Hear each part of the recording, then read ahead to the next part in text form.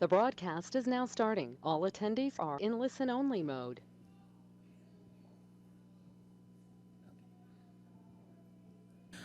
Good evening, everyone. I don't think I'm on. Am I on? Hello? Okay. Good evening, everyone. I'd like to welcome you to the Monday, February 12th meeting of the Education Advisory Board. I'd like to officially call this meeting to order. I'm so excited for the program that you have planned for tonight, but before we do that, I'd like to ask you to join me in the Pledge of Allegiance.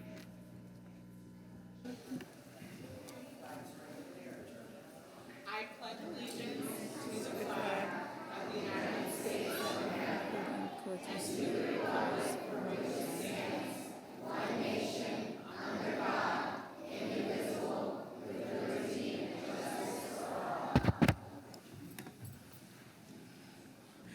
Thank you. I'd like to begin our meeting this evening with the introduction of our new board member, Sergio Herrera. Oh, sorry.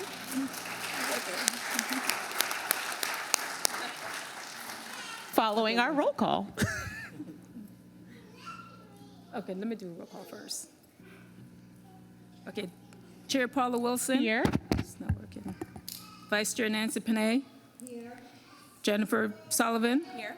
Aaron Franklin. Nisha Mitchell. Here. Sergio Herrera. Here. Jenna Larson. Here. And Councilman Jeff Amara. Here. Now over to you. Good evening, everyone. My name is Sergio Herrera. Grateful to be a part of this very, very important educational advisory board. Thank you. Thank you. I'd now like to turn it over finally to Dr. Amato Kucharski from H.L. Johnson Elementary School. Thank you. We're just going to kick it off with our VPK from H.L. Johnson. This is Mrs. Stevers and Mrs. DeLand's two classes of VPK students. There you go.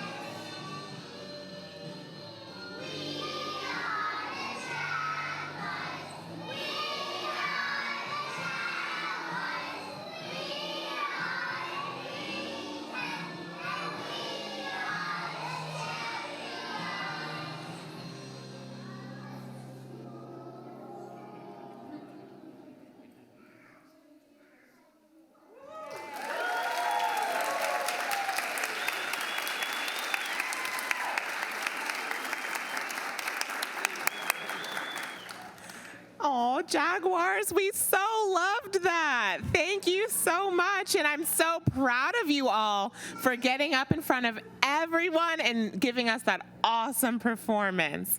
As we transition now to the regular part of our meeting, we'd certainly like to invite anyone who wants to stay. You're more than welcome, but if not, just allow a little transition time for anyone who would like to leave at this time. Just want to say a few things really quickly. I know we're transitioning, but I just want to recognize our two VPK teachers. I have Mrs. Stevers and Mrs. DeLand in our blue Jaguar shirts.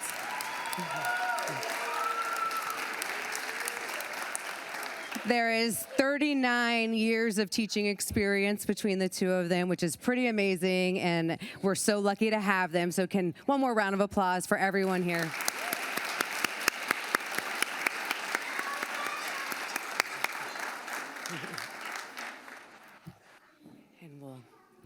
And I say we head out.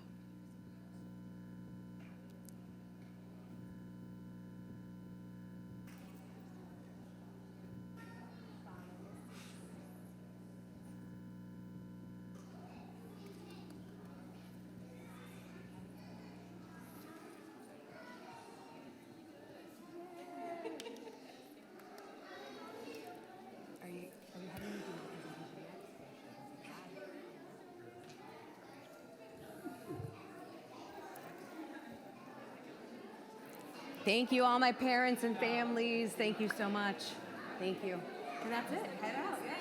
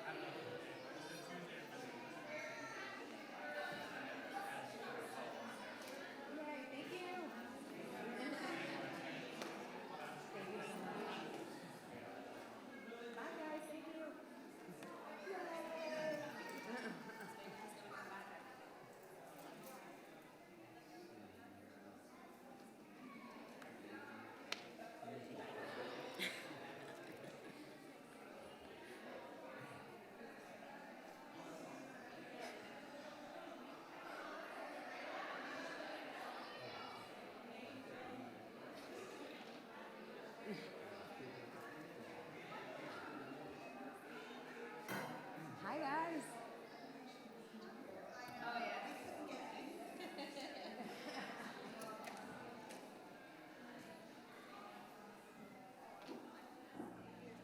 Yay, hi.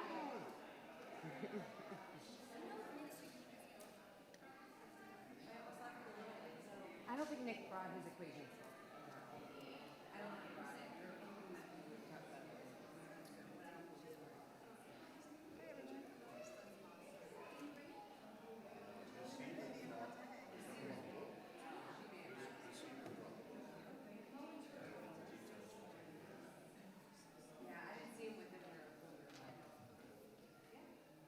Thank you guys so much.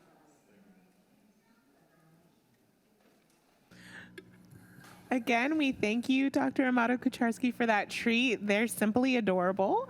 We really enjoyed that. And of course, we're now looking forward to hearing about all the great things going on at your school. Thank you. First, VPK in Royal Palm Beach and everywhere is the start of our academic foundation. And I know in the beginning of the year you had lots of questions about it, so I wanted to showcase we are in Royal Palm, the only elementary school with VPK. So Mr. Salter's daughter, Jolie, was actually a part of our VPK program this evening, and she was here with her pink bow, just so you know which one she was.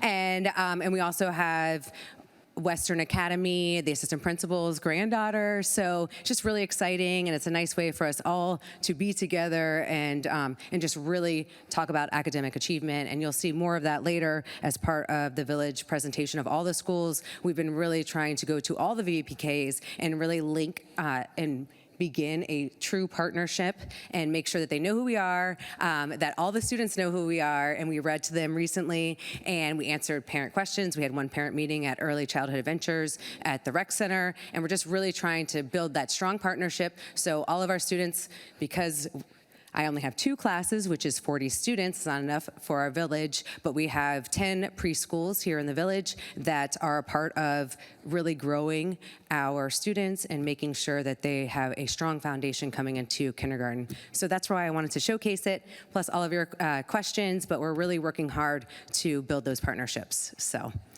But to move on with H.L. Johnson and our vision statement. So H.L. Johnson Elementary envisions a dynamic, collaborative, multicultural community where education and lifelong learning are valued and supported, and all learners reach their highest potential and succeed in the global economy. And I'm going to introduce Mrs. Agudelo, who's going to go over our demographics, and this is our assistant principal of H.L. Johnson. Hi, good evening.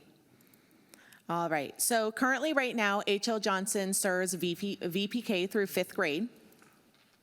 We have 856 students currently enrolled, which is 37 students more than last year. So we're excited that every year we seem to be growing. We have 2 VPK classrooms, as Dr. Amato was just reviewing with you, 8 kindergarten classrooms, 7 first grade, 7 second grade, 8 third grade classes, 6 fourth grade, 6 fifth grade, and our school is a cluster as well as our general homeschool. So we have gifted students that come from 5 other elementaries locally around here. So currently right now we come from Acreage Pines, Frontier, Golden Grove, Loxahatchee Groves, and Pierce Hammock, that if students are evaluated and made gifted eligible, then they are able to come over to our school for the gifted program that is through kindergarten through 5th. We have 2 different IND classrooms, so students with intellectually disabled. We have 1 classroom who is our higher functioning, and then our other classroom is our PMH. And PMH is profound mentally handicapped, so those are mainly students that are wheelchair bound, being fed by G-tubes. So that is our medically profound unit. So we have 2 units at HL. And then we also have 2 EBD units, which EBD is emotionally behavioral disabled. So students that are made eligible or meet the criteria for those classrooms, they come over into our clusters to our school. So currently our 2 EBD classrooms, the emotional behavioral units, we have a class that is kindergarten through 2nd grade, and then the second class is 3rd through 5th grade.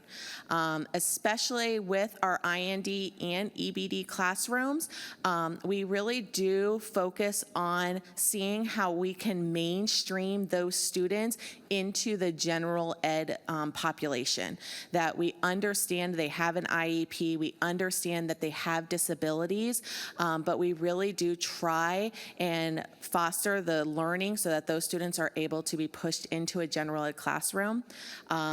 Currently, this year, we had one of our IND students that we were able to mainstream full-time. We started last year just pushing in for math, and this year he started and we were able to mainstream him into the general ed classrooms with the support of the ESE teachers. And we are really trying to push for those students in the EBD units as well. They come in because they have those emotional behaviorals that they need assistance with. So the teachers are there to support them, but also the academics are important. So we try to push them out, and we start with their most favorite, which usually is a math or science course, and then we move into ELA. So even with those clusters at our school, we do try and mainstream them into the general population. So breaking down, currently we have 3% Asian, 21% Black, 33% Hispanic, 4% multi-race, 37% white, 11% ELL, 27% of our students do have students with disabilities, and 52% are on free and reduced lunch. So, my apologies, I went too quick, but that is our breakdown currently of our demographics at H.L. Johnson. So looking at our staff demographics, we have 109 staff members, 1% Asian, 8% Black, 29% Hispanic, 62% white. As of right now, we have 13 years average teaching experience and 11 years average working at H.L. Johnson. So that is all of our staff, going from our paraprofessionals to our custodial staff to our cafeteria employees. And over here, so currently right now, 13 staff members went to H.L. Johnson as a child. As you will see in a second, myself as well as Dr. Amato, that is always our favorite story to share, that both of us attended H.L. Johnson when we were younger. So I went to H.L. Johnson through kindergarten through second, and then Cypress Trails ended up opening, but then Dr. Amato went all through H.L. Johnson. So it is definitely nice to hear the stories and looking through the yearbooks at the staff that are currently at H.L. Johnson. Child currently attending H.L. Johnson, so we have 26 staff members with children, so it's equaling 36 children that we have attending H.L.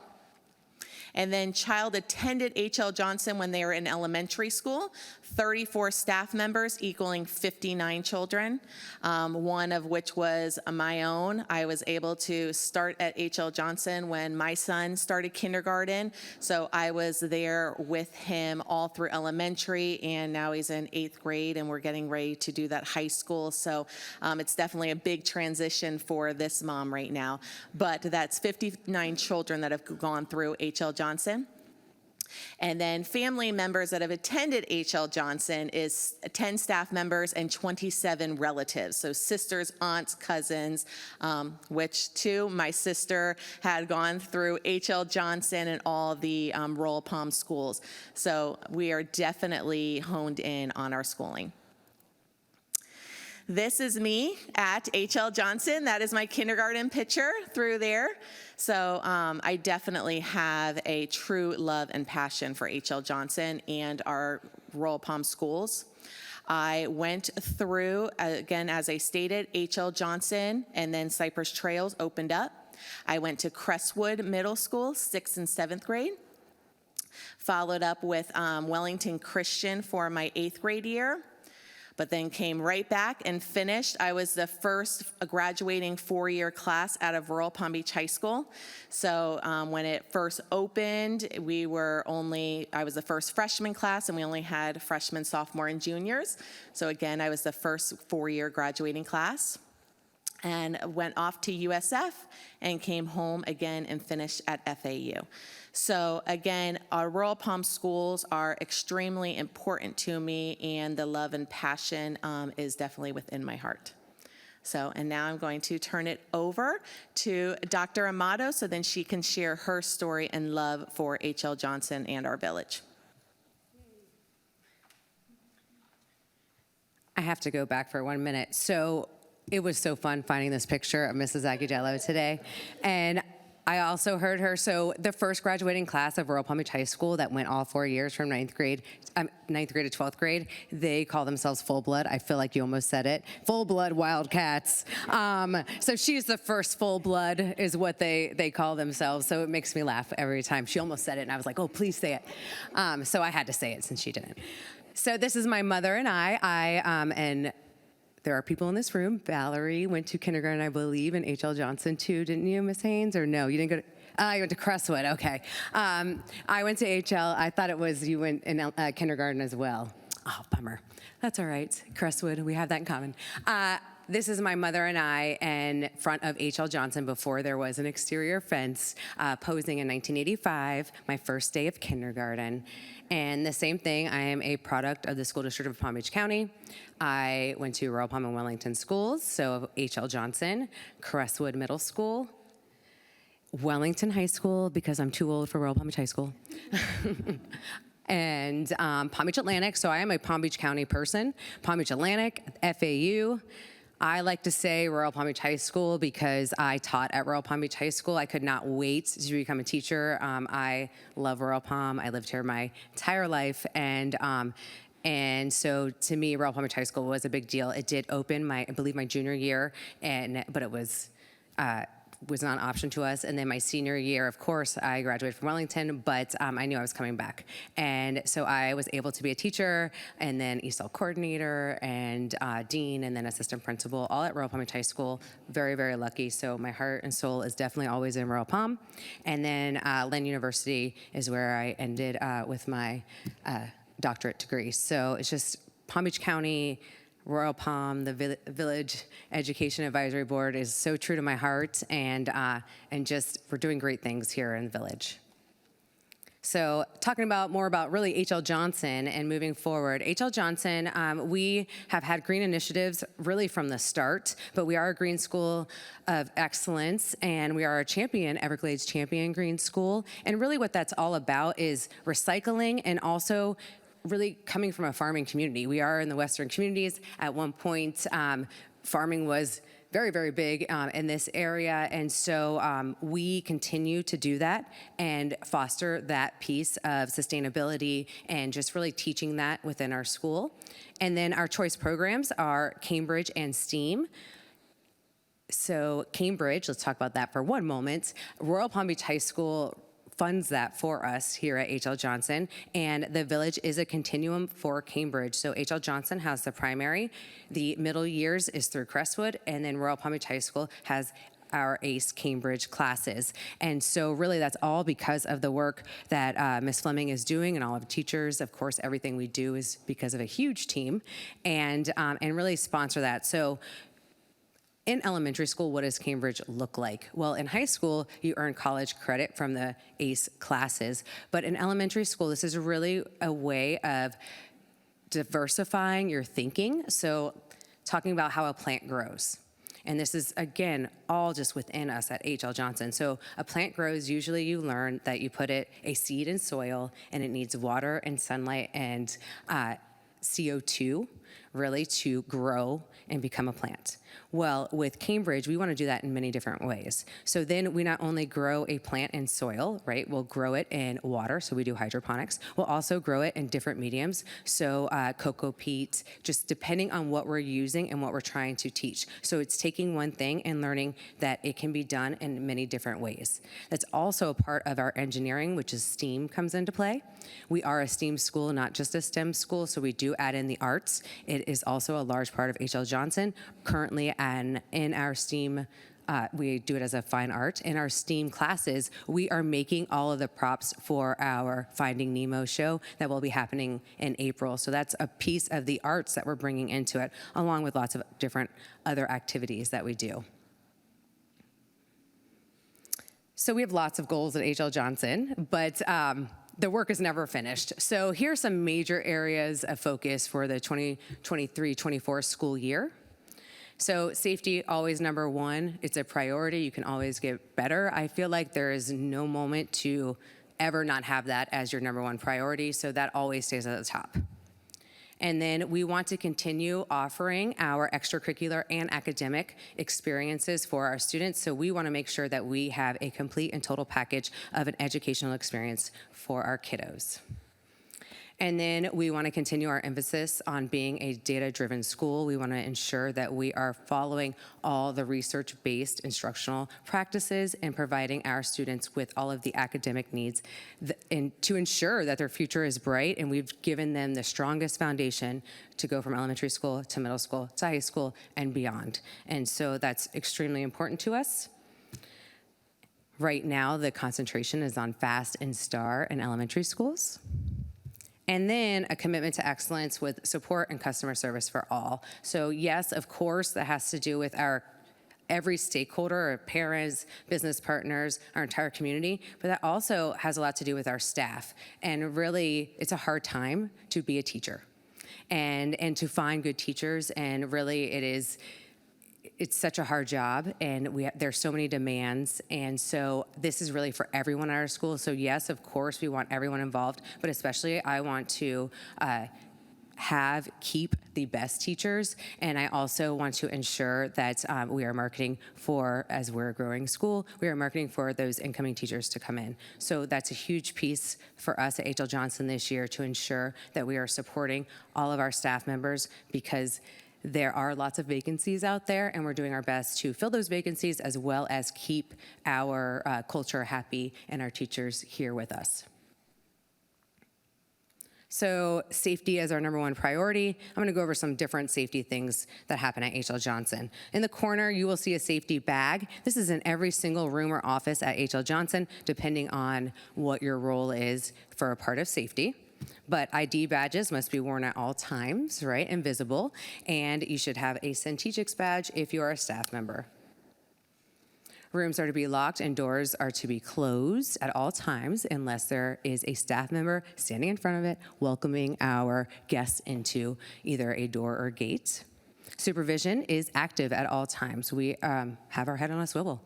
It is never a time to relax, unfortunately, in the times that we live in. So we really keep that as number one for us. And this includes morning duty, recess, transitions. There is no time that we should just be relaxing because we need to stay on top of our safety. And everyone at H.L. Johnson and every school is school safety. We all play a part in keeping a school safe.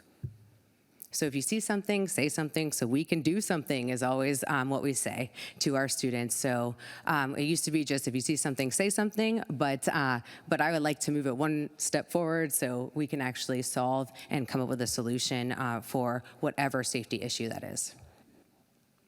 We actively practice our safety procedures all through the district, where we are our drills, our meetings. We are ensuring that we are on top of everything that is happening within our schools. And then we update our safety bags. We try to have them as current as possible. You get a new student, we have new rosters, we have new phone numbers, we have Band-Aids, we have wet wipes, we have anything you can imagine depending on what your responsibility is if there was an emergency. We communicate our expectations of drills with everyone, so any visitor that is on our campus, we do go over different drills with them. There are signs around as well. And then any of our PTO or volunteering staff, we have special meetings to ensure that anywhere on campus they know where to go and what to do if there were an emergency. And then this year, we actually have been doing this for years at H.L. Johnson since I've been there, but all of our students wear IDs, which is now a district initiative, but we have been doing that. It has been a part of our system for a very long time. We also have positive behavior support. So if you're on our campus, we live by our school-wide expectations of PAWS, where we practice respect, act responsibly, work together, and make smart choices inside and outside the classroom every single day. It's a huge piece of it. You will also see our Jaguar voice levels. So 0 through 5, and it just depends on the space that you're in and what you are doing. And then we walk the Jaguar way, which is facing forward, feet behind feet, and our hands by our sides, and our voice level is 0 anytime we're walking in the hallway. And then our attention signal is paws up, which means you close your mouth and raise your hand, and we get your attention. So those are common practices at H.L. Johnson. So back to our goals. So our second one is to continue our, and to have a complete educational experience. So just to show you some of those examples is, of course, we have the whole child, right? So Noble Jaguars, we teach and reward students for learning how to be safe, inclusive, and supportive, so everyone feels valued and respected at H.L. Johnson. And then, I'm sorry, that came in different. We have Skills for Learning and Life, which is really a way to have morning meetings every single morning from 8 to 8:15 at H.L. Johnson. This is really a time to check in with each other, to get on the right page for learning, and just talk about and teach about skills and knowledge of self-awareness, self-management, social awareness, relationship skills, and responsible decision-making, along with individualized support. So if a student needs some kind of support in any way, it is our job as really advocates for them to find what that is and to provide that. And that's including with the family as well. And it can be anything from academic to social, and any access to community services that we can provide or help connect a family with or a child with. Physical health and wellness is also, we want to make sure, also a huge part, we want to make sure that we have physical activity and we are eating right and we're getting enough sleep, because it's so important to learning and really just making those sound decisions, because if I don't get enough sleep, trust me, it's not pretty some days.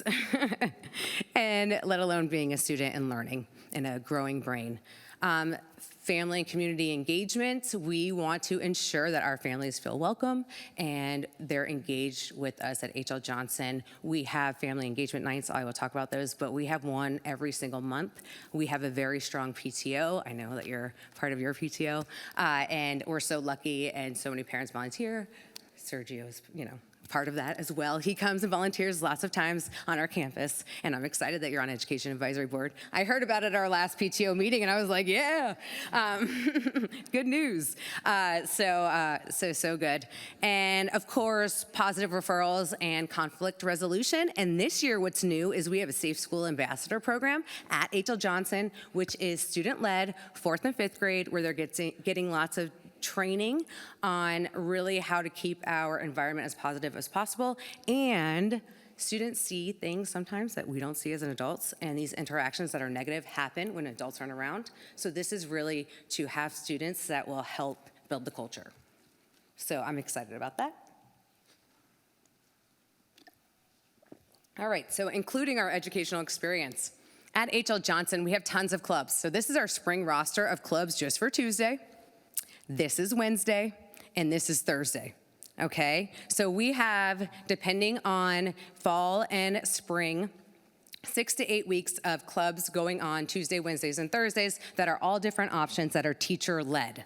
So this is huge for us, and really a way to have the students be a part of the school, and really it's building the foundation, because when they get to middle and high school, sometimes it's not cool to be in school. And this really helps connect students with those clubs and extracurricular activities to hopefully guide them all the way through and keep them on the right track, which is the idea behind our clubs, because we really want you to be and feel a part of our school. And if you don't always do it academically, usually in elementary we're a little bit more blessed because our students want to be there, but it's just one way to ensure that they are involved, they're making friends, and lots of different things that can connect them with people, and have another adult that they know, which means one other person they can go to on our campus if for some reason they felt unsafe or scared and they just needed someone else. So this is just multiple ways to bring in that safety piece as well as the connection to our school. Green School of Excellence, this year we partnered with Amazon, which is amazing, and they come once a month, every Thursday, the first Thursday of every month. We collect all the recyclables. So this is Amazon last month with a truck full of recyclables that we bring, all of our students bring, and classes win by bringing the most recyclables every month. And depending on the month, you could win pizza, you can win Ritas, it just depends of what's going on, but you win prizes if you are the top 2 classes. We put out a calendar of all of our events every single month at H.L. Johnson, so this is a way that we connect, and you can just see it all, what's going on as far as extracurricular and any dress-up days or any food fun days and things like that. So you will see that every month if you follow any of our social media. And then family involvement, this is just the last few months, but we had literacy nights. We have Guys and Games. So you can see all the dads here. And we call it Guys and Games because not everyone has a dad. So we want to make sure that any important male figure in your life is a part of, that is welcome to H.L. Johnson. So this one happened to be in September, but we do lots of fun things like that. We are very lucky. I know Watchdogs is really a part of, I believe, Cypress Trails and Royal Palm Beach Elementary. At H.L. Johnson, we don't have a watchdog program primarily because we just have so many dads involved in our PTO that we have not started it. So, but we make sure that we recognize all of our dads and guys in our lives. So this is a special night for them. And then we have our STEAM night, which is brought to us by the Cox Science Center and Aquarium. And right here, the volunteers are either from Crestwood or Royal Palm Beach High School. ROTC is usually from Royal Palm Beach High School, and Crestwood is the National Junior Honor Society. And then our safety patrol is even getting in on it. It's not just the little ones. Everyone loves this night. It's so fun. And then our families come in, and we have different rooms that you participate in everything. But these are just two examples, but every month we have lots of events. So we actually have 2 this month. We have the Sweetheart skating parties this month. And so we have a primary night and an intermediate night that will be happening at Astro Skateway. So it's a new upcoming skateway. It used to be Atlanta. I think it was Atlantis when I was growing up. But Astro is a big deal. So we're having 2 of those this month and just really excited to bond with our families, have fun with our students, and just see that we are all partners in this. And it is all about academics, but at the same time, it's not. There's more to our lives, and we want to make sure we're connecting in all of those ways. These are just more rewards, events, fun at H.L. Johnson, and this is just to name a few. We really try to, especially since the pandemic, really try to get our families back on our campus and have fun and ensure that they see that we're always working together and that we know each other. Moving forward to continuing our emphasis on being a data-driven school. So PLCs are a part of every school, and H.L. Johnson does this very well about meeting regularly. So team planning and lesson plans, it's living, breathing documents. We try to be at least a week ahead. Usually they're way more than that. But I want to make sure our data and our monitoring is really up to date. So that's why it's a living, breathing document that we change up things depending on what we're seeing in data. We also plan how we will monitor our students if they are learning. We are very skill focused this year, and I'll go a little bit further into that. We follow the continuous improvement model. Everyone attends PLCs. We set our goals in those PLTs. We actually call them PLCs. We call them scoreboards. And we commit to these goals, and then we monitor for our goals, and we do our best to follow our schedule and teach bell to bell because it is priceless time, and we just want to ensure that we are doing everything we can to get our students to grade level. And then we do our best to meet deadlines. So skill focus, what does that mean? Learning skills. So when we're teaching, we try to have these ideas in our mind and in what we're teaching. So of course, critical thinking, communication, collaboration, and creativity. We call it the 4 C's. And then literacy skills in elementary, the science of reading. And if you are on the literacy brink, you will see the science of reading as a part of everything. And really, we have now shifted as a nation to the science of reading, which is excellent, and it's a better way to read and to ensure that students are decoding and learning all the different things that they need to learn in order to be excellent readers and move forward so they can, when they get older and they do not know a word, they know how to break it down, prefix, suffix, they know to do all of the steps that they need to do in order to try to understand the word, even if they don't understand all the context clues around it. And then, of course, information literacy is a piece of that, media literacy and technology literacy, all of those play a part in the direction that we're heading for our future. Life skills, this is another piece. We need to be flexible.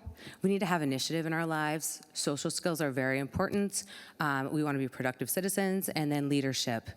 Don't want to be followers, and we're doing our best to provide those leadership skills so they can advocate for themselves when they become adults.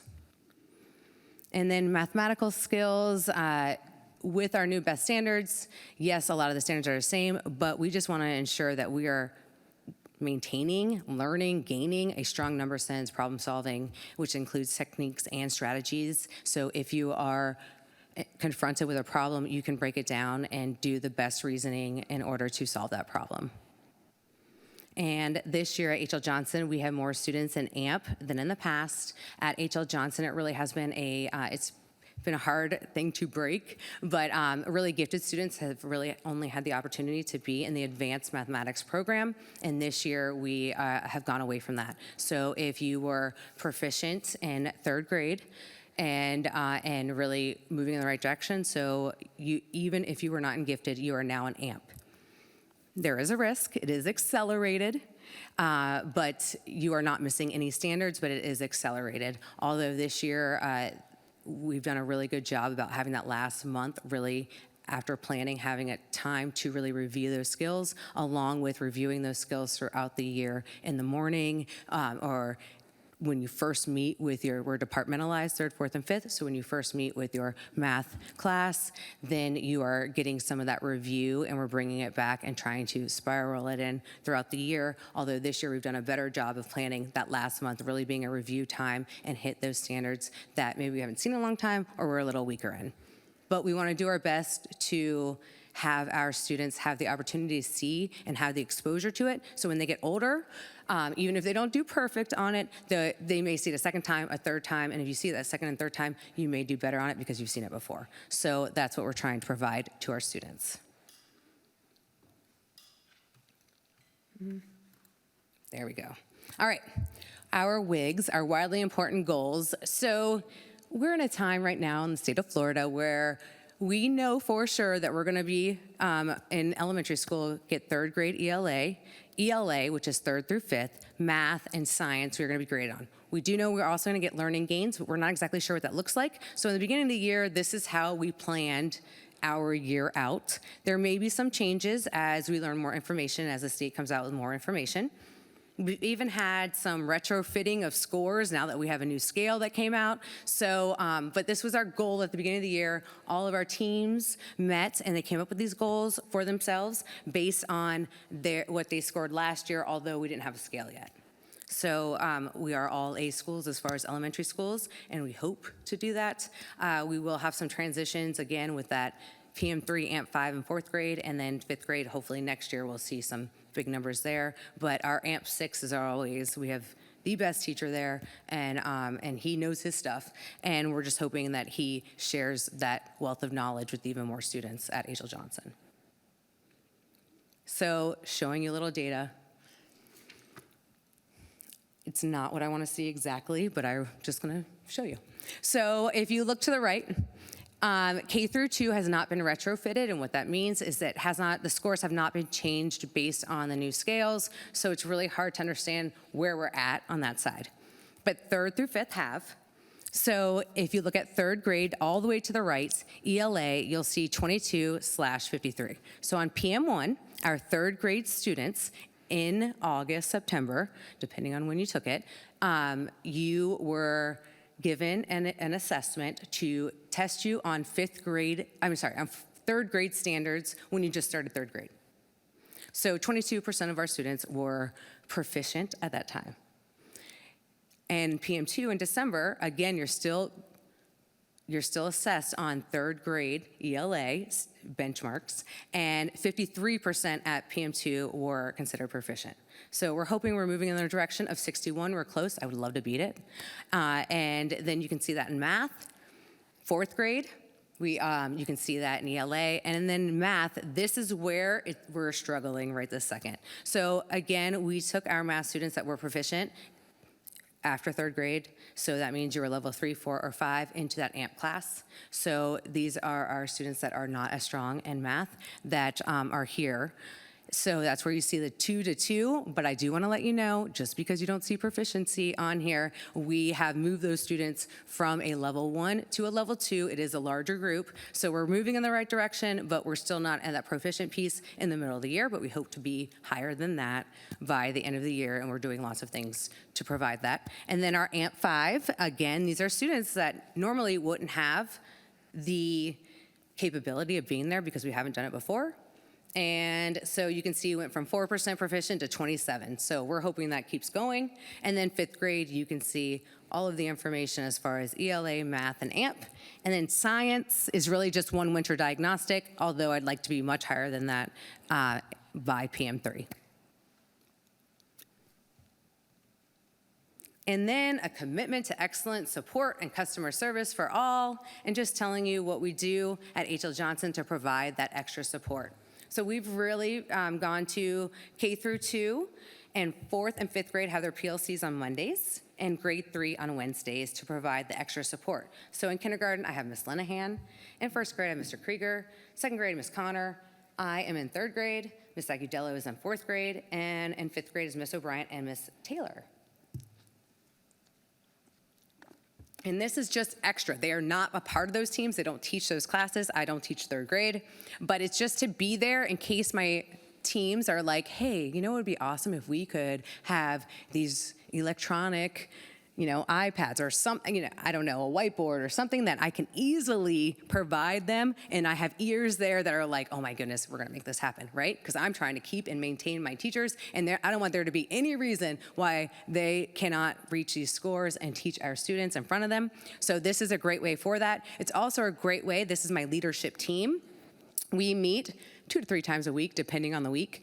And it's a great way for us to talk about different things and what we're seeing and what we're doing throughout the school. And then if a teacher or a team has a question, we can answer that and clarify that and be in those meetings with them. So really, there is a PLC lead that runs that. There's also a team lead in all of those meetings, but we are just extra support, and really the idea is to provide them whatever they want to keep them and keep them happy and get all of our students what they need. So that's really the idea behind that. And then I rotate on Mondays of where I go as far as K through 2 and 4th and 5th. It just depends on, someone might be out, of course, but if not, then you have 2 people, and it's just getting some more face time and just making sure I'm hearing everything that we may need or a problem that maybe I can help solve. So that's the idea behind all of the extra support. This year, we're also having no after-school faculty meetings. I'm trying to let them keep their time. I still take some time from them in the day, and I'll tell you how. So 2 Tuesdays a month during Fine Arts, they meet with me and Mrs. Agudello. And really, this is a total of 55 minutes a month, which is usually an after-school faculty meeting. It can be an hour to an hour and a half, but we try to limit that. This is more information that is geared towards their grade level and their program. So this is really specific, and every 2 weeks we're getting FaceTime of 7 of us together, 8 of us together. So I think it's really worked out. It is a long day for us, and time out of the classroom. So twice a month, I am pretty much in faculty meetings all day long, but I think it's a great way to really just talk about the curriculum, really get to know the curriculum, dig in. Anything that we're seeing, we're really talking about those things. So that's on top of our regular PLCs. And so then there's no regular day minutes being used as far as after school. So from 2:15 to 3 o'clock is really their planning time. Besides their 1 PLC day, I am not taking their time, right? That's with their teams, that's with support, but I am not taking from them, and just really making sure that every moment is used, hopefully in the best way possible. And then we also, it's 1 more day for club, which is what I love for our students, just adding that in so you know if, so not only do you have time that planned, but you can also have that club time for our kids, which I think is so important. And then communication with staff, we have a place called Jaggy's Place. Everything is Jaggy to me. So Jaggy's Place, which is a centralized location, you can find any information, any meetings, anything that you need, any, where was that link to, put in my new time off, whatever it is, it's in Jaggy's Place. Again, we have those bi-monthly faculty meetings, which gets that more focused time. We have a weekly HLJ email, which I'm just emulating Ms. Haynes with her roadmap, which is basically what I'm doing at H.L. Johnson, just whatever is important to H.L. Johnson, what we should be focusing on. They have all that information each Monday morning. You can call me anytime. Everyone has my cell phone number, my office number. Of course, you can walk into my office. You can text me. I don't mind text, email, and we also even have Just Saying Jaggy. So if someone want to put something anonymous, we have boxes on our campus that you can put something anonymous in there, and we check those. So those are all ways to communicate, and staff can communicate in any way, shape, or form, hopefully, so that they are supported. And then this year we did, well, really last year, we added an HLJ Google Calendar, just reminders. That way they can see what's coming up on their calendars. And then with families, we have Class Dojo. Every teacher has Class Dojo. We also have agendas. I'm a big agenda person. I love writing down what should be going on. And I think this is a great way to teach organization with students. And I'm also a parent that looks at the agenda. I look at that more than Dojo, actually, even though I am techie. But I like seeing that every night. My child sees me doing it. We have a plan. So we have agendas for every student. We also have yellow folders. Every student has a yellow folder. There is a return to school side and a keep at home side, and so information goes through that way as well, although we try not to have too many flyers because we are a green school, so a lot of that is based on a QR code usually to get the information, or we send it on Class Dojo, or we put reminders in the agendas or social media. But yellow folders are for real paperwork that is student work or pictures or something of that nature. Of course, phone calls are important. We need to make those connections. We are all the people that are easy to go to the app or text message, right? But phone calls are important, especially when it's sensitive information, and we should all be trying our best to connect with each other. So that is a way that we connect. And then emails, I ask for, let's check twice daily. I try not to email that much, and I really don't. But just in case, we try to do that as a staff and as families. And then as a staff with communication, families can stop by, and we have like note cards and different things that they can fill out and leave a message for a teacher. Or if they call and leave a message, then we put them in your mailbox. So we ask teachers to do that. Assessments, we try to communicate as much as possible. My number one thing, though, is a frame of reference, because sometimes we have assessments that show a 60%, that maybe your child received a 60%. So if you don't really pay attention to what is happening throughout the individual student, the class, the school, the district, that 60% may look like a D because, oh my goodness, if I got a 60%, it's a D. That's not really what's actually happening. And so we just want to make sure we always give a frame of reference in those assessments, especially when communicating with our families. Conferences, we require one per trimester for every single student, so that should be 3 conferences you have with your child's teacher every single year. And that's just a way to keep up communication and talk about what is going on, good or bad. We hope more good.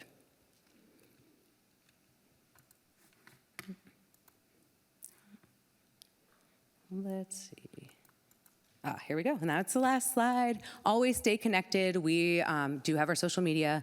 Our PTO is amazing. They answer questions at like 11:30 at night, maybe even 2 in the morning, if you put something on their page. But we do have our website. We do have our own Facebook, and then we have X, although I'm not the best at keeping up with X, and then our Facebook with PTO. You can always email. I try to answer my emails as much as possible, but we just believe in staying connected. So thank you very much. Any questions? Well, thank you so much for that report. I really appreciated you and Mrs. Agudello sharing the personal part of your journey as part of your prepared materials tonight. I really appreciated that. It's clear why you retain faculty.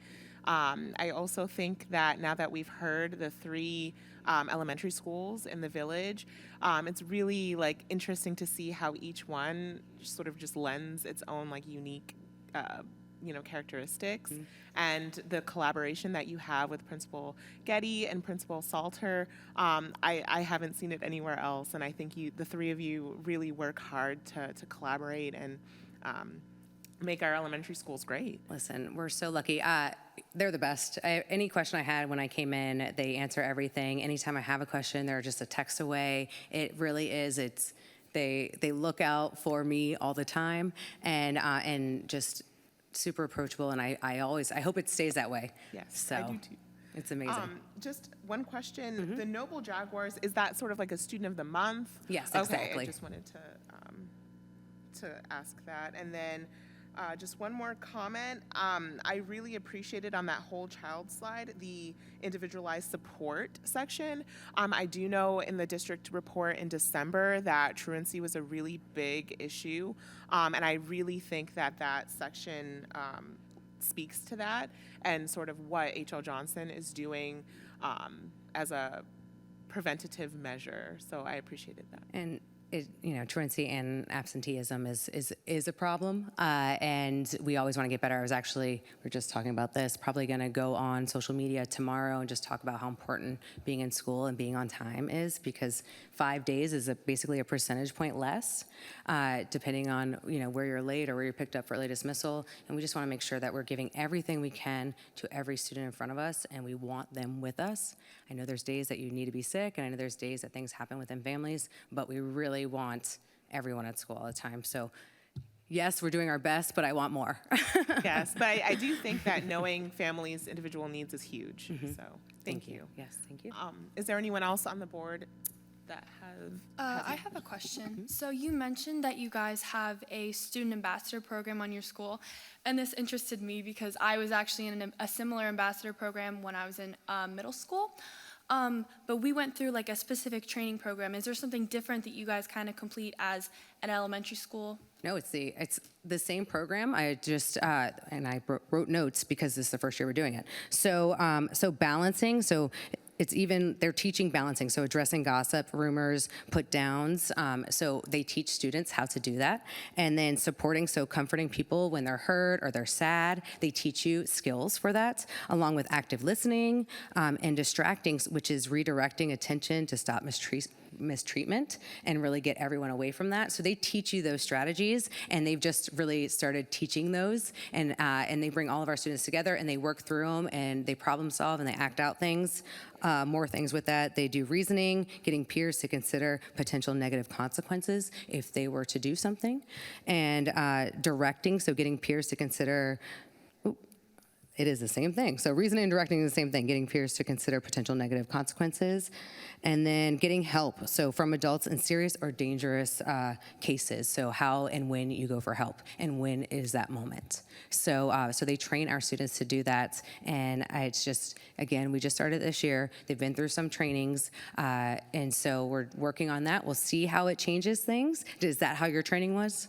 Yes, it was pretty similar. I just wondered if there was any difference between like how we learn things in middle school, because I know some of the topics can be kind of mature, especially for some younger students. Yes, and I believe 17 other elementary schools do it before we joined. So yes, there's definitely, even coming as an administrator from a high school to an elementary school, it's a learning curve coming into elementary. Everyone cries just walking and seeing you. In high school, that doesn't happen. Here and there it does, but it's very rare. But yes, it's a different version, and it's very age appropriate, and just teaching them the skills. And I'm sure they're going to be even better if they go to a middle school that has that and joins that middle school and learns those skills. So hopefully we'll carry through. Yeah, definitely very valuable things that they're learning. Thank you. Yeah, thank you. Anyone else have questions or comments? Thank you again so much. We'll now have our report from Central Region District and principals.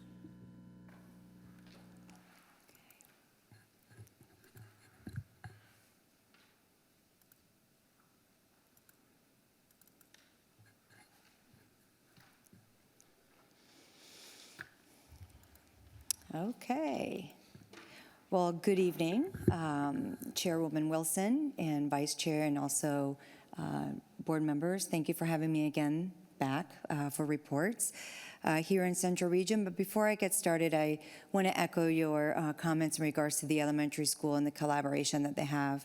In addition to the collaboration that they have through their feeder pattern with Crestwood Middle and Royal Palm Beach High, it is unique, and we really love the way that they work together. Team is power, and I think that they do that very well. I want to thank Dr. Amato and her administrative team for doing such a nice job this evening, highlighting the work over at H.L. Johnson.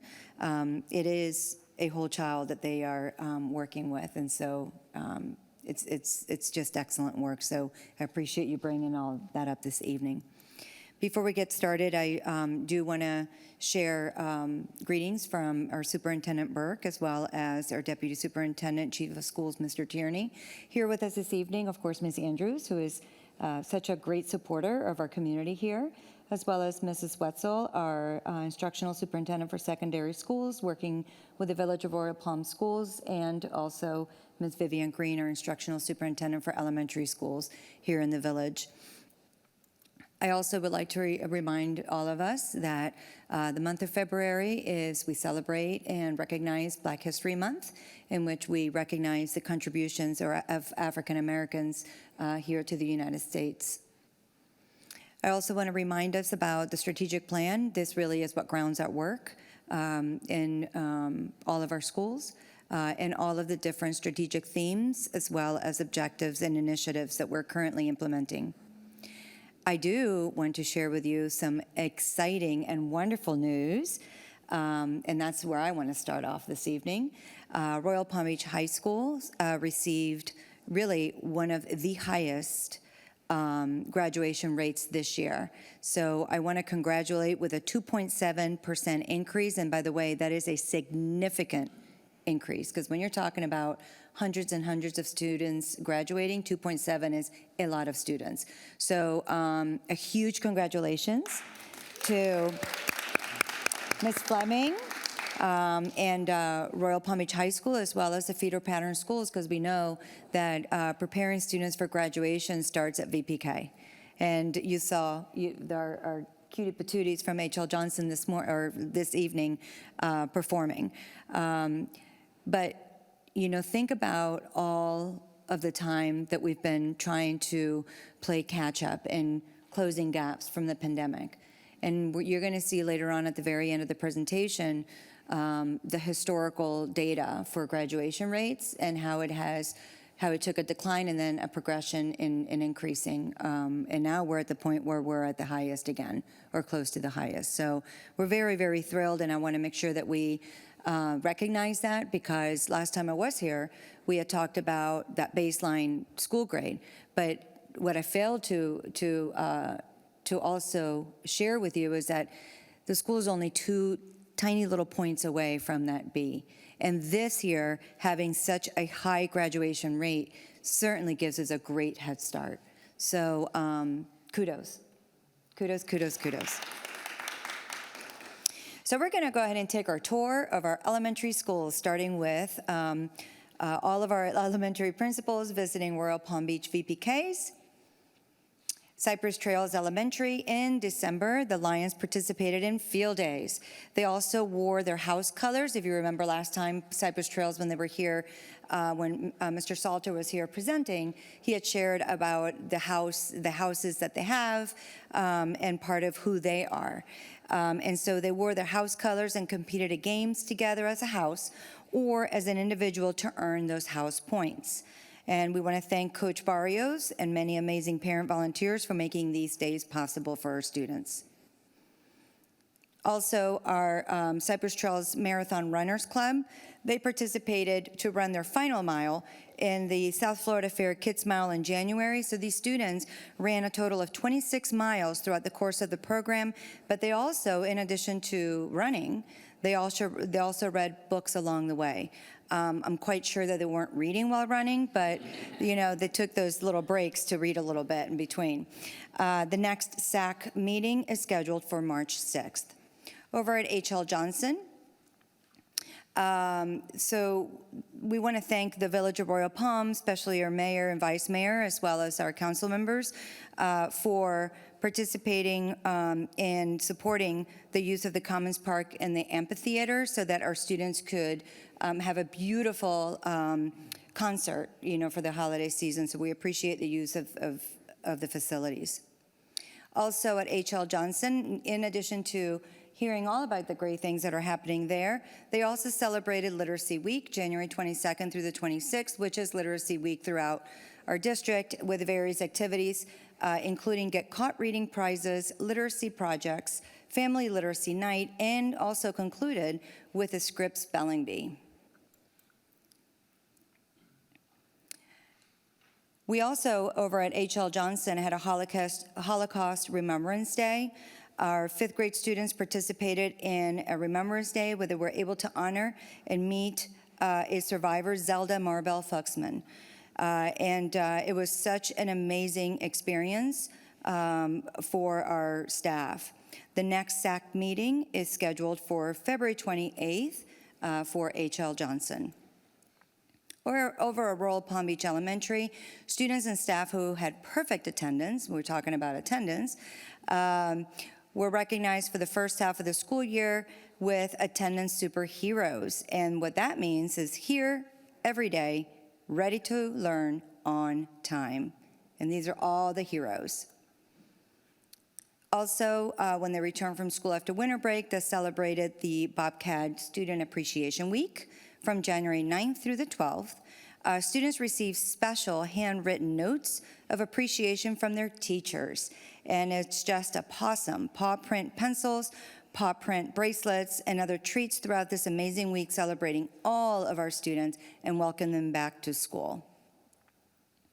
They also enjoyed Literacy Week, as they did in the other schools, and they had special guest celebrity readers, such as Ms. Andrews, Western Pines Middle School Principal Mr. Preddy, and retired school district teacher Mary Ann Griffin, and Royal Palm Beach High School National Honor Society students and sponsors.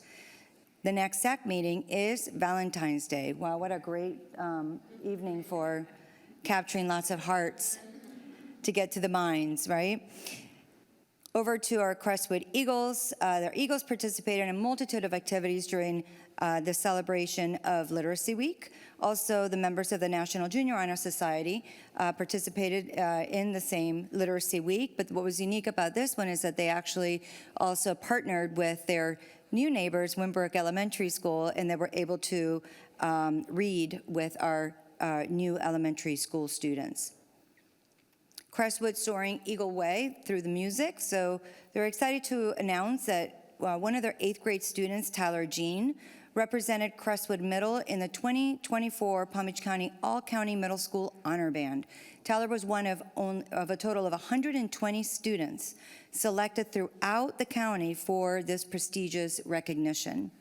The performance was held at Jupiter High School on Friday, January 19th, and they were also excited to share their very own director of bands, Ms. Genevieve Jarvis, and she was nominated by the band directors of Palm Beach County to serve as the lead conductor of the 2024 All-County Middle School Band. So that is such a prestigious recognition. And then the Eagles Race for the Cure. They had a huge team at Race for the Cure over at Susan G. Komen Race for the Cure, and that was January 27th. Crestwood's National Junior Honor Society, Girl Code Club, school staff and parents enjoyed the 2-mile walk along with networking with fellow participants throughout the county. Their next SAC meeting is scheduled for March 7th. And you know how many artists we have in Crestwood Middle School with that amazing art program and the talented students. We want to once again congratulate our 7th grade student, Chloe Ritchie, on being chosen by the Norton Museum of Art as one of 50 students to have their artwork displayed at the Norton in their juried art show, Nature Unseen. So this art exhibit, if you look at her exhibit, you have to look really closely to notice that those are actually color pencil points. So totally amazing. So she was recognized at the reception on Friday, January 19th at the museum, and her artwork will be displayed through May 12th, 2024 at the Norton. So we hope to see many of you there to see her beautiful artwork. Once again, with our visual art students, top of the list, first place, high school division, Bella Bowenthamaker. I hope that I pronounced that correctly, our 8th grade student. And also first place middle school division, Juliana Cox in 7th grade. And this is for the Hanley Foundation Prevention Poster Contest, which is a Florida statewide contest for December 2023. So 2 first place winnings. Also, Crestwood Middle, the awesome Crestwood cheer team wowed the spectators at the Wellington Parade on December 10th. And we have 2 district champion teams. We have, I want to highlight the heavy lifting female team, district winners, champions, and also our gentlemen soccer team, district champions. So congratulations, Royal Palm Beach High School. Also, National Honor Society, going back to Royal Palm Beach High School, marked off our first blood drive for 2024 New Year, and the next SAC meeting is February 20th. The Academy's on display. The Wildcats competed in the South Florida Science and Engineering Fair against 30 other schools, and also the medical students using proper PPE per bloodborne pathogen training. I know those 3 letters, PPE, it's almost like it's almost like a flashback. Ooh, not one that I really want. How about that? Or I'm sure you. Royal Palm Beach High School, also our DECA students, the Wildcats, attended the District 8 competition, and they had 15 of the district qualifiers that made it to states in Orlando. And I used to be a former DECA student, so it's super exciting to be able to go to Orlando. And once again, I wanted to, again, share with you the historical data of Royal Palm Beach High School's high school graduation rate. And if you go back to FY19, which is pre-pandemic, Royal Palm Beach High School was at 91.5. And then and then it got progressively better, FY28, 93.8 was FY20. 2020 was the last year that the students actually graduated with all of the requirements. And then in 2021, that's when some of the requirements by the state were waived. And so a lot more students were able to graduate without passing that ELA score or the math, all the different assessments that they had to pass. So that's why you see the jump of 95%. But I want us to forward now to FY23, and with all of the requirements, it rounds up to 95%. So very, very impressive and well done. So of course we wanted to finish with that positive note, because at the end of the day, the work that we do here at the Village of Royal Palm and all of our elementary schools leading up to the GLUE, what I call the GLUE, the middle school and the high school, is for all of our students. And our goal is 100% of our students to graduate from high school. So the work starts in pre-K, and that's why I wanted to end with that thought. Any questions? Thank you so much for sharing that with us. Board members, any questions or comments? I'd like to just say one thing. Congratulations to Principal Fleming. That's a great accomplishment. It really is. And I'll add a personal touch. So this Saturday, Royal Palm Beach Rotary actually had the pleasure of having 17 students from Interact Club over at Capstone, which is the senior living facility, to help us celebrate with them Valentine's Day. But what was so cool was I mentioned during our little chat with all of the residents that I know every one of you all have a story. And I said, I've talked to a couple of these young men and women, and they seem interested. When we finished that little presentation, they all sat down next to one. It was great. Really cool. Good They're kids. young men and young ladies. Fantastic. That's right. Doing really good things. Made a difference. It's Excellent. huge. What's that? He's done a great job with that club. But I think that's probably just one solid example of the kind of work that's going on over there. So thank you for that. Any other questions, comments? Thank you again. Ms. Andrews? Thank you.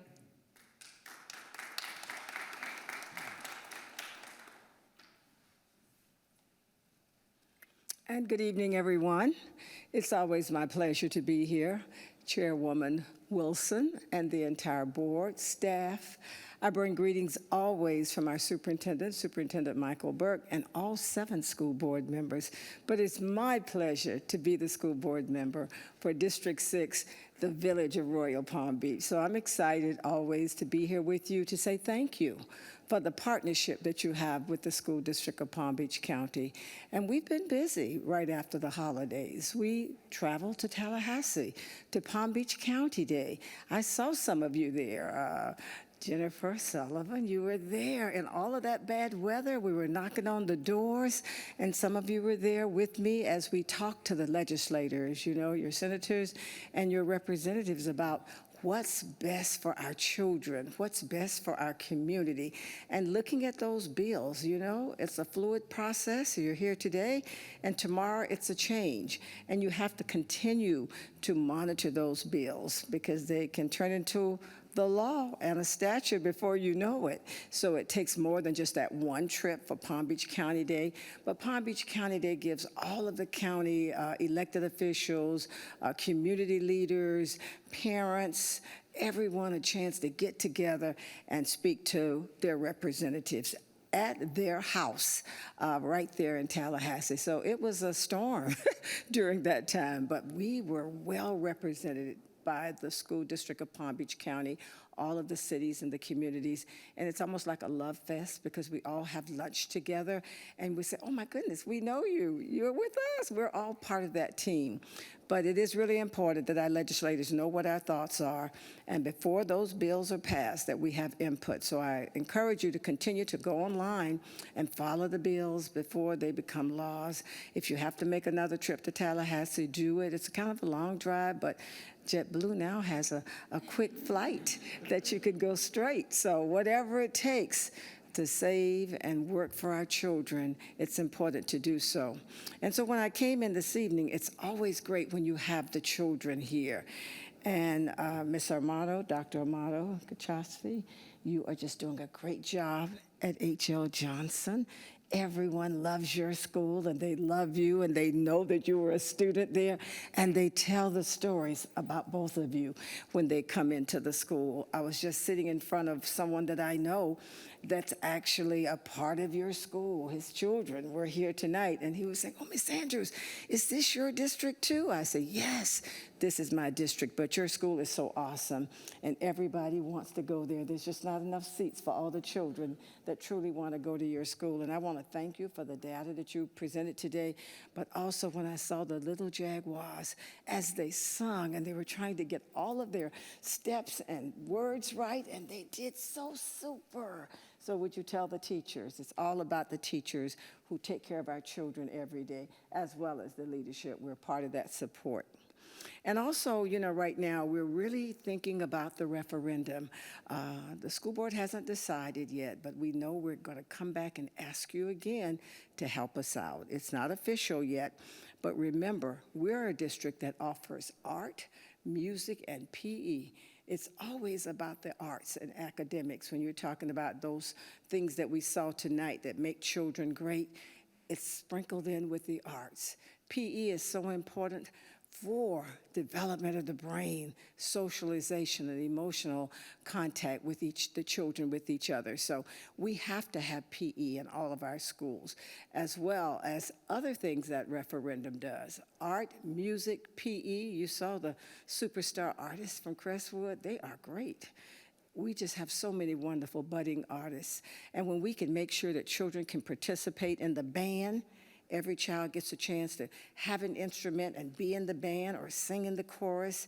That's what that referendum money is about, making sure that we have instruments for children so they can have an overall wonderful experience academically, socially, and emotionally with the arts. And that money also helps with teacher salaries. I hope you all remember that Palm Beach County has used that money to help keep our veteran teachers as well as our new teachers by offering them incentive bonuses for just working for the school district of Palm Beach County, up to $10,000 for those veteran teachers. So when we come back to you and ask you about making sure you can support us, I hope you can support us.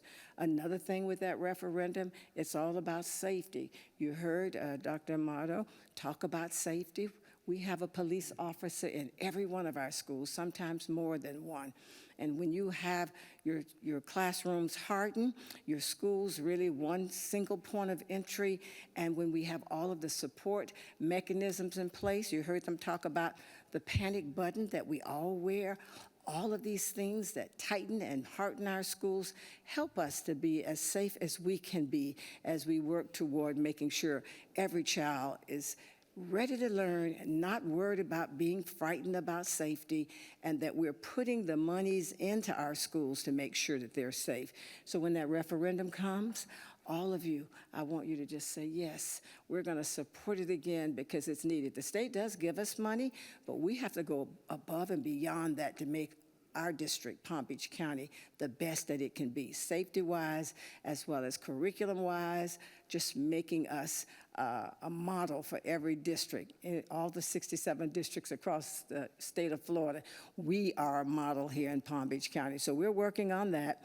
And we're also working closely with all of our schools as they look at student achievement. But we always want to look at emotional and social growth. And when I saw all of the different activities that children were participating in, that's what it's all about, making sure that they're well-rounded. And this is something our strategic plan talks about. Certainly the graduation rate for Royal Palm Beach High School, kudos for that. That's a big deal, everybody. So as you all clap for Royal Palm Beach High School, it's a message that we have to share with our community. Great things are happening at Royal Palm Beach High School. So the superintendent wants to say to you, thank you for everything you do. When I see Jenna right here with the student council leading the school, we just love what you do, and we love what you all do on behalf of the School District of Palm Beach County. Any questions? I'd like to say a couple things about Tallahassee, if I Yes. could. I had the privilege of traveling up there for Palm Beach County Days to advocate on behalf of the arts and cultural grants that the state gives, including some dollars that go to the village of Royal Palm Beach. And I got to spend some time with Superintendent Burke and his new Chief of Staff, Miss Jamie Wyatt, and learned about a program that I'm now helping support, which is his personal mandate to have every student K through 12 go to a field trip or cultural facility, every student in Palm Beach County. And I know that he started with a grade in each level, elementary, middle, and high school, and now we're trying to grow that now to the next group. But to not have any kind of curriculum attached to it and just have an experience, I think is so valuable, so that everyone in our county can get to experience the Norton Museum or the Historical Society's Johnson Museum or Mounts Botanical Garden. And again, I'm sure the referendum also helps to fund that, because the district has taken on a lot of the expenses, have scheduled all of the buses to make this a reality. So I want to say thank you to you, Ms. Andrews, and the entire board for supporting that kind of a big idea, and also, to Superintendent Burke for, championing fun. Thank you so much. And it's a part of our strategic plan. I just had the opportunity today to be at the Historical Society of Palm Beach County as we are celebrating Black History Month. When our children can go to the Historical Society of Palm Beach County, right there at the courthouse and the county commission, just embedded right in there is the Historical Arts Society, and you can see everything. Today I was able to see people from Palm Beach County, elected officials, community leaders, Black, African-American people who made this place a great place here in Palm Beach County. So when our kids go to the Kravis, when they go to the Norton, when they can see the artwork by students from Palm Beach County, all that's important. That's the portrait of a graduate. When they graduate, we want them to have a full awareness of what's out there in the world for them, right in their community in Palm Beach County. And so the superintendent says we must have a beautiful portrait of a graduate, and they must know what's around them within their community. District 6 is a large district going all the way out to Belglade, and some of the children have not been east before, and some of our kids have not really been to all of these places that we're talking about. So we thank our supporters that help us out with the funding, as well as all of you with the referendum.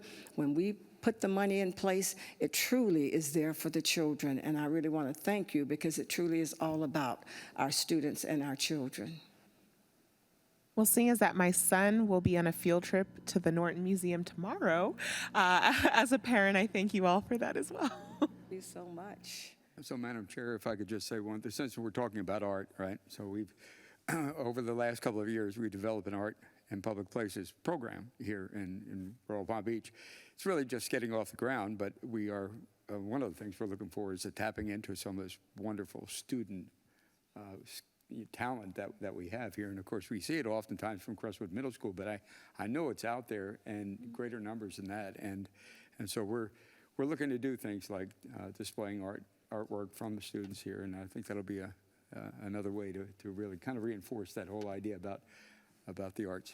It is so great when our community can see our children in the arts, participating in all of the different venues of the arts. It's just such an exciting time. So just know that we are so thankful that you partner with us to make these great things happen. Thank you. Thank you. Principal Fleming, I think you're the only other principal here tonight. Do you have anything to share?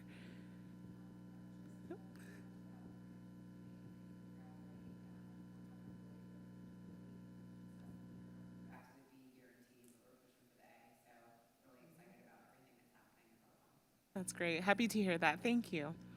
So moving on to the school liaison reports, I only just would like to share that I attended the SAC meeting at Cypress Trails and was able to hear the Title I Comprehensive Needs Assessment, which was really great.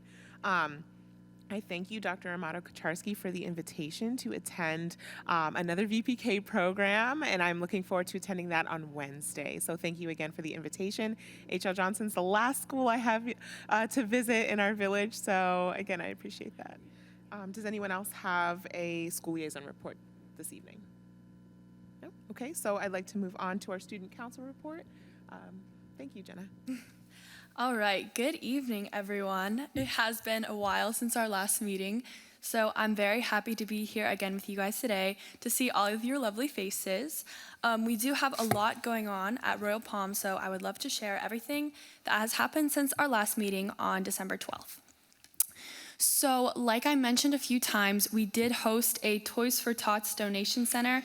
So we were able to partner with Crestwood Middle School. So thank you to Dr. Nance and to Ms. Saw, who is the student council advisor over there at Crestwood Middle School. So and also everyone who contributed, I really appreciate all of that. The program was very, very grateful to receive all of our donations. So thank you. We were able to donate several boxes. So kudos to everyone involved in that. Following our winter break, we truly hit the ground running. So the week we came back, we hosted our Slam Dunk Spirit Week, where we included dress-up days such as Celeb Day, Mathletes versus Athletes, as well as our daily lunch games in the courtyard. This all helped lead up to our winter pep rally, which we hosted on Friday the 19th to honor all of our winter sports and encourage our spirit following the break. We played lots of great games, and the students had a really good time, I think. On January 16th, we also hosted our CPR seminar in the Media Center for all of our grade levels as part of our health and safety initiative. We were able to properly instruct, with the assistance of our PE coaches, over 30 students on the importance of CPR and CPR protocol. So on January 20th, the day after our winter pep rally, actually, we attended our District 5 rally, which is like the combination of all of our different student councils where we all gather and we are like rewarded and graded. So I am very, very proud to say that we placed in 3 different categories. So we placed 3rd in our environmental concerns projects, we placed 1st in our technology project, and we placed 1st in our Hall of Ideas. We're also very super proud to announce that Royal Palm has the Advisor of the Year in our whole district, District 5. So congratulations to Miss Sleek, who won, and she was congratulated and awarded at this event. So congrats to her again. January, yes, definitely. So January 19th through February 2nd, we also hosted a Pursuit of Pathways Week. So with all of our juniors and seniors, they're coming and they're graduating high school. A lot of them don't know exactly what they want to do in the future. So the Pursuit of Pathways Week was basically a way for us to explore all of the different options that they could find. So we had a military recruitment day. We had a trade school day, which was hosted by our wonderful Mr. Rainey, who is our HVAC leader. We also hosted a entrepreneurship day, which was led by Ms. Duncan, who is our DECA leader. And this included just a week full of opportunities for juniors and our seniors, as well as our underclassmen to walk around, get to learn more about different opportunities for the future. Not everyone is meant for college, but colleges were also there as an opportunity. And at the end of the week, we kind of gave them an opportunity to dress as, what they see themselves in the future. So if they would like to go into the trade profession, you could dress as plumbers, pilots, as well as anyone who is committed to a specific college, you could rep your college on that day. So that was a very exciting week for us. Then on Tuesday, February 6th, we hosted our first ever Glow and Grow party. Yes, this was very exciting. So Student Council partnered with our administration, where basically we tried to encourage all of our students who are juniors and our seniors who are currently on track for graduation. So all of our juniors and seniors had their updates with their guidance counselors, and they made sure that they had their hours for community service. They made sure they had all of their credit checks, as well as their online courses, everything that they needed for graduation. So all of our juniors and seniors that had completed these graduation checks and had passed, they were admitted to go to this Glow and Grow party, as well as including our underclassmen. So any underclassmen who had seen growth from one FAST test to the next, so if they improved their score, they were also invited to attend, and they had their own section for each grade level. So it was very exciting. We had a DJ, we had a 360 photo booth. It was all dark. It was all glow in the dark. We had fun glasses. We had glow sticks. I think the students had a really great time. They got to play mini golf in the dark. They got to play cornhole, trash ball. There were also some video games that were there for the students, so it was definitely a very great time. And thank you to Ms. Fleming and our administrative team for, encouraging this. And really, we're hoping to carry this project into the future to encourage these graduation rates. So hopefully, this is contributing to our improving graduation rate here at Royal Palm Beach High School. So just some of the things that we're working on in the future. So I have talked with President Circle, and I'm currently working to organize a lip dub for the year 2024. If you have not heard of the Lip Dub, it's kind of a way for all of our schools to showcase all of our different clubs and our opportunities on campus. Seminole Ridge does a wonderful Lip Dub. We unfortunately haven't done a Lip Dub since 2016, so hopefully we can put out a great one this year and showcase all of our different clubs and sports here on campus.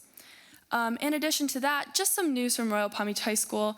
As mentioned previously, our DECA program does have 15 competitors that are going to states. So that is not this weekend, but next weekend. Student Council is also preparing for our state competition, which will be next weekend in Panama City. So very excited for that and that field trip for us. We hope to come back with even more medals for us to bring to this education board. We also had a very successful boys soccer season. They did an amazing job, so kudos to them. They had an absolute nail biter of a district championship, so congratulations to them, as well as our girls weightlifting team, who were also district champions. Yes. They do have a game for regional finals, so we would appreciate all of that support. It will definitely be a fun game. over here at Royal Palm High School? Yes, it's at Royal Palm Beach High School. We're playing Centennial High School. 7 p.m. That is all from me. Are there any questions? Thank you, Jenna. Your student council always does so much. It all makes a appreciate that. difference, and we appreciate you for keeping us informed. Of course. At this time, are there any statements from the public? Okay. Is there a motion to approve the minutes of the Education Advisory Board meeting of December 11th, 2023? I'll make a motion. All in favor? Aye. Aye. Any opposed? Motion passes unanimously. As far as old business, I would like to remind everyone that the scholarship deadline for Village High School seniors is approaching on February 16th at 5 p.m. So all applications need to be delivered in person to Village Hall prior to that deadline. And as far as new business, we look forward to hearing from Crestwood Middle School on March 11th. Is there a motion to adjourn? So moved. All in favor? Aye. Any opposed? This meeting is adjourned. Thank you.